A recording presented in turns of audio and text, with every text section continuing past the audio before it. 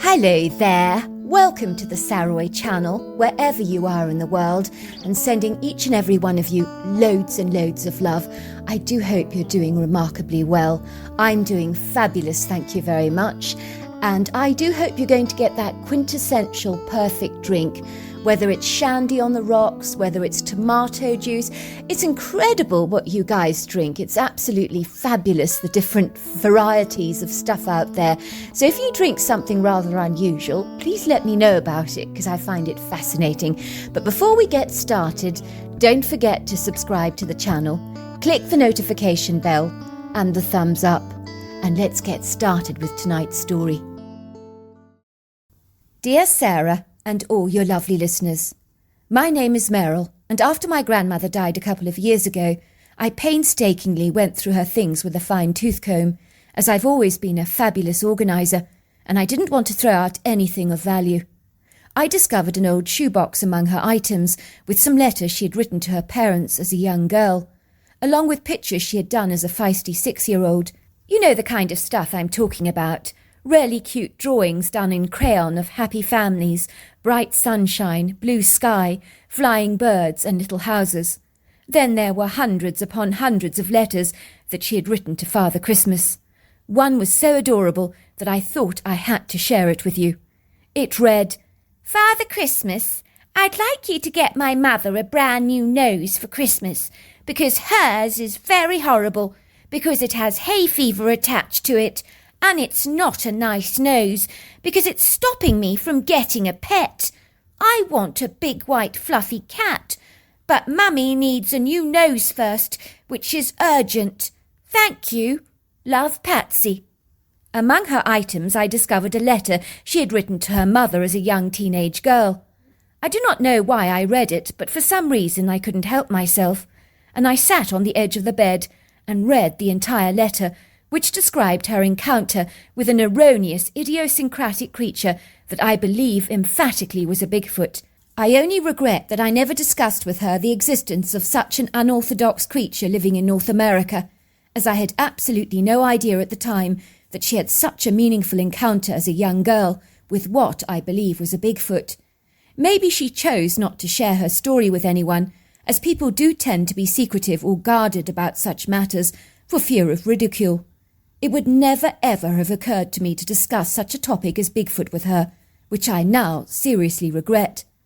From what I could gather, she was sent to stay at her grandparents' farm in Georgia as a young teenage girl, when her father was taken ill with a rather peculiar condition that caused bizarre symptoms such as great weakness, bouts of dizziness, high temperatures and nausea. At the time, many of his doctors misdiagnosed his rather strange, peculiar condition, which he had acquired from a trip to Africa, where he contracted the hepatitis B virus, otherwise known as yellow jaundice, from which he made a full recovery. I gather he believed he contracted the liver disease from a witch doctor that he was writing an article about for National Geographic magazine, who stored all kinds of rotting bones in his hut, many that were used in some of his peculiar rituals. I believe my grandmother's mother wanted her daughter safely out of the house, as her husband was placed in strict quarantine for several weeks, as he was still infectious. I gather when his skin turned bright yellow that he began to feel a lot better, and when that happened, finally the doctors diagnosed him accurately, because by then it was pretty clear what his condition was. As a young girl, it would seem my grandmother wrote very eloquent letters to her mother while staying at her grandparents' farm that I believe will be of interest to your listeners. My dearest mother, how much I miss you, mother dear, but I assure you that you are not far from my thoughts, and I do hope that father's recovery from his yellow jaundice is progressing swiftly and speedily, and that before long he will be as right as rain. I think he must have looked very strange and peculiar when his skin turned bright yellow, but it is good that it is not the dangerous form of hepatitis like the other viruses, namely B and C, I think it is. Grandma could not believe it when I told her that his urine was the colour of Coca-Cola, as she said that such a sight in her toilet pan would cause her to have a very serious heart attack. It sounds like his bland, fat-free diet must be exceedingly boring for him. I know how much Dad loves the crackling from his pork roast, so he must be feeling dreadfully deprived and very aggrieved.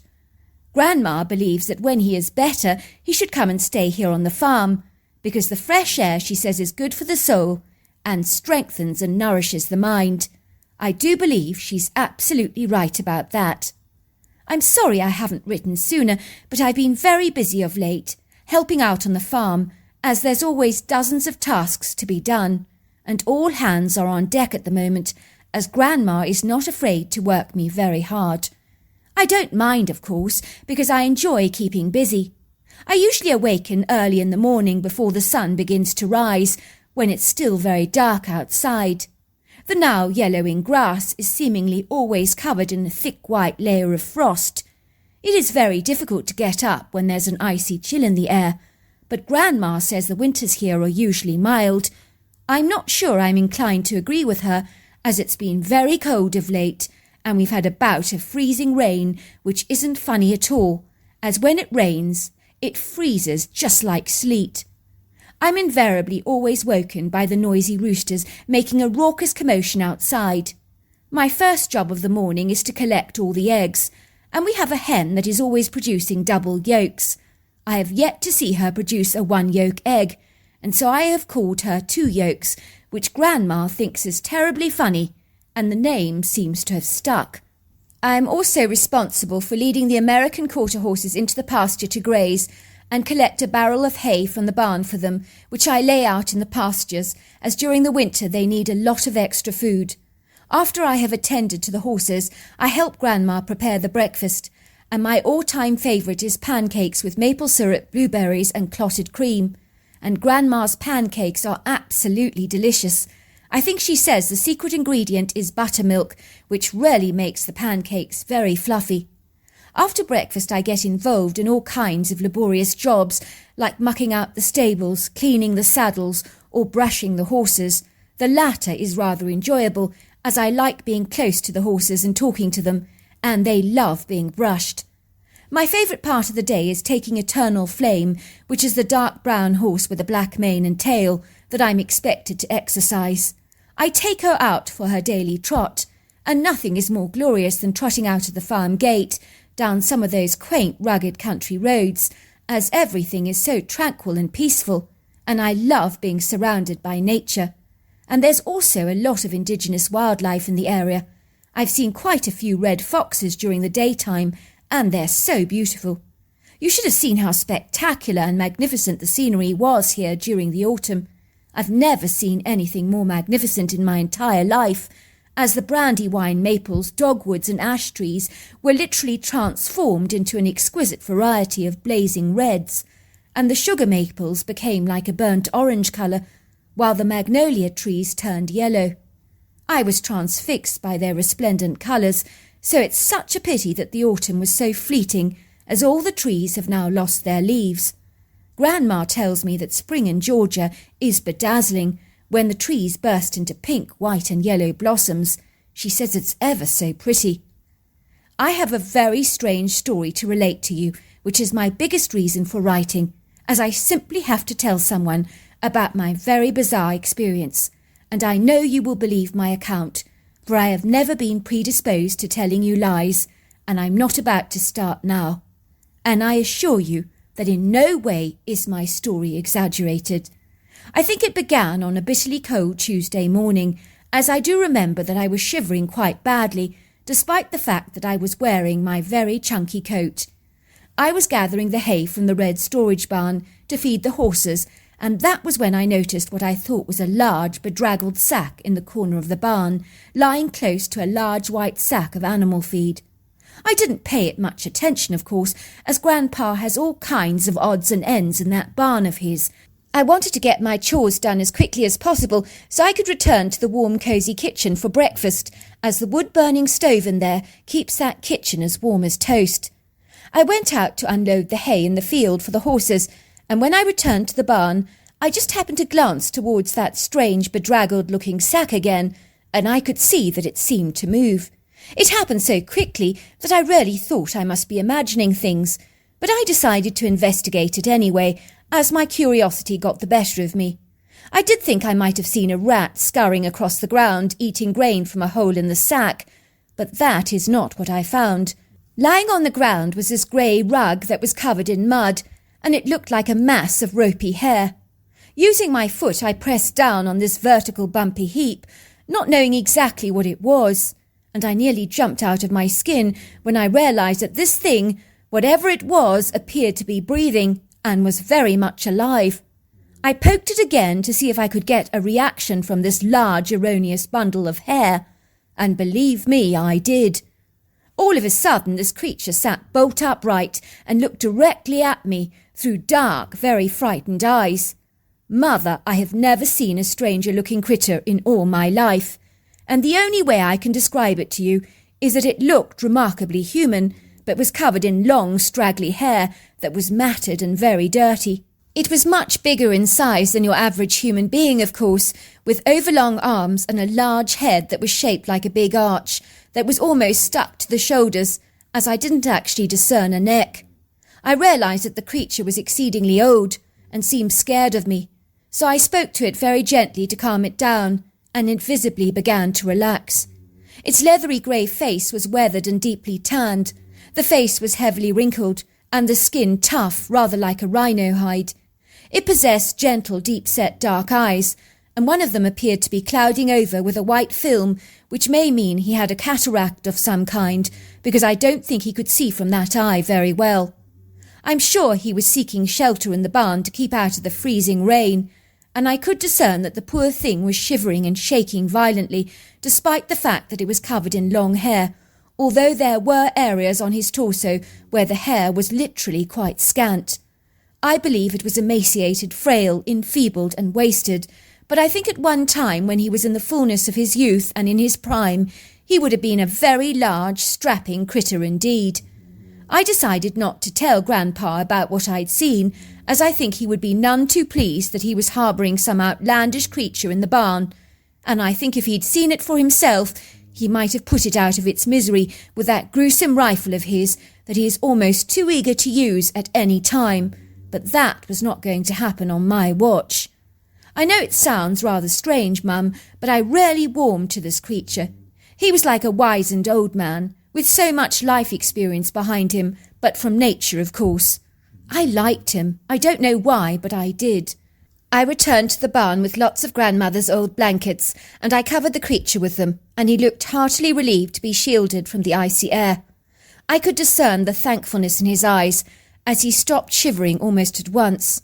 I also perceived the creature might be very hungry, and so I secretly brought the creature a pile of pancakes with maple syrup and blueberries, and he gobbled those pancakes down so fast that I realised he was exceedingly hungry, and I watched him lick the plate clean with his large pink tongue, which actually made me laugh, especially when he handed the plate back to me and indicated that he wanted more. I returned to the kitchen and promptly fried up some more pancakes, and Grandma was shocked to see me cooking more of them. She falsely assumed I was planning to eat them all for myself, which made me appear very gluttonous. She said if I wasn't careful I'd end up blowing up like the little girl Violet in Charlie and the Chocolate Factory that blew up into a giant blueberry and had to be de-juiced because she was so huge. Over the next few days I was drawn to visiting the creature, whom I'm sure was very, very old. Before long he seemed comforted by my presence and would respond to me with a series of gentle grunts. I would sit down on a haystack not far from where he was lying and read him my books. I just thought he might appreciate my company, and I truly think he did. As I read to him, he would listen to my stories, and he seemed comforted by my presence and my voice. I really did sense he was dying. I don't know how I knew this, but it was a feeling I had in my gut. When the creature was in pain, he would sometimes flinch, and then I would go and get him some painkillers, which rarely eased his discomfort considerably, although I gave him a higher dose, given his great size. He began to trust me to take care of him, and I really enjoyed nursing him. One day I slipped into the barn in the late evening, after Grandma and Grandpa had long since retired to bed. I had observed the strange creature was refusing food during the day, which led me to believe he didn't have long left to live. I couldn't bear for him to die alone. That thought for me was inconceivable.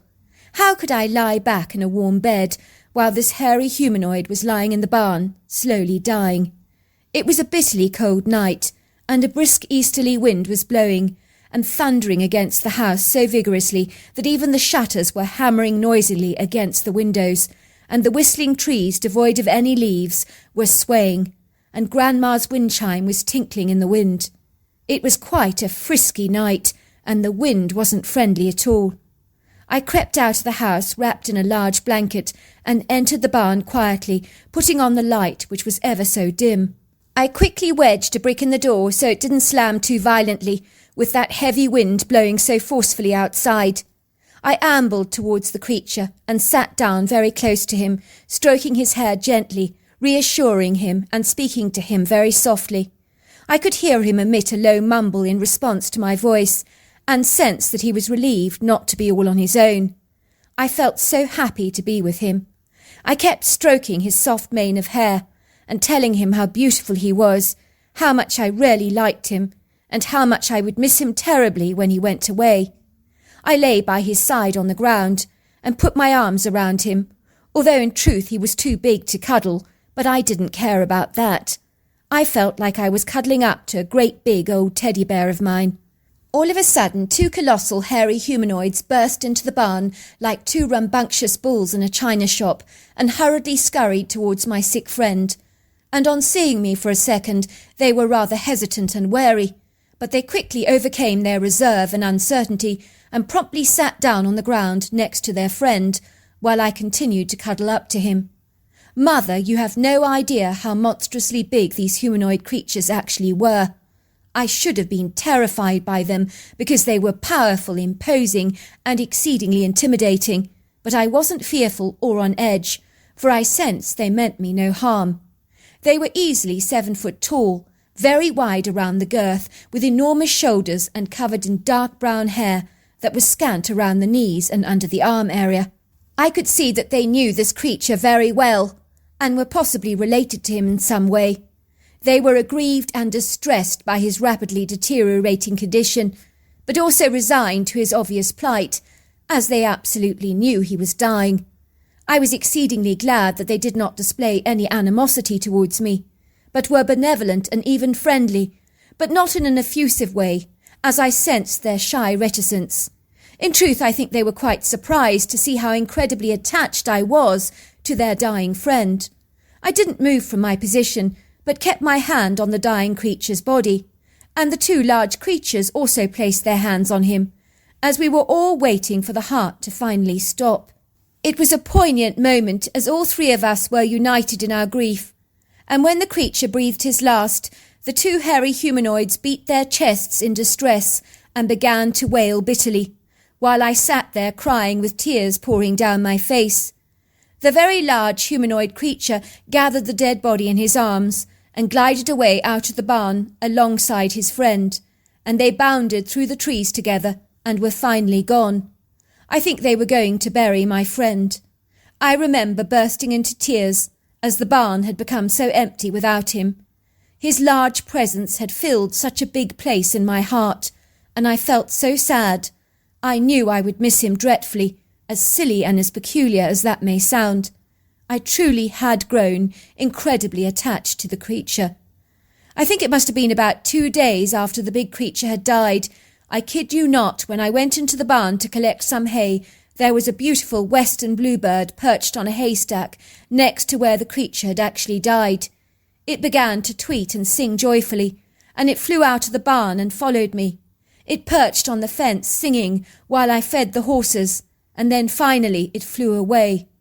It was an extraordinary spiritual experience for me, and I felt the bird had been sent to me by my dead friend, as if to say that he was now at peace. The following morning, when I was acquiring some more hay for the horses, I saw something shimmering on the ground where my friend had previously lain, and I found a white stone on the ground with a red stone inside it, which Grandma told me is a garnet, and I think it was left for me by the creatures as a gift, so I'm going to treasure it always. Grandma thinks it's a very special stone, and literally asked me where I found it, but I have no intention of sharing my secret with her. Other than that, I haven't got any exciting news to share with you. although it does seem that some snow is forecast very soon. And I hope there'll be enough to go sledging and make a snowman, for that indeed would be fun. Please send Daddy all my love and tell him to get better soon. All my love, Patsy. So that was the letter my grandmother wrote as a young girl, and in the box I found the white stone containing the garnet, which I too shall always treasure. So there you are. That's my story. What an incredible story. If you enjoyed it, don't forget to subscribe to the channel. Until next time, goodbye and good night.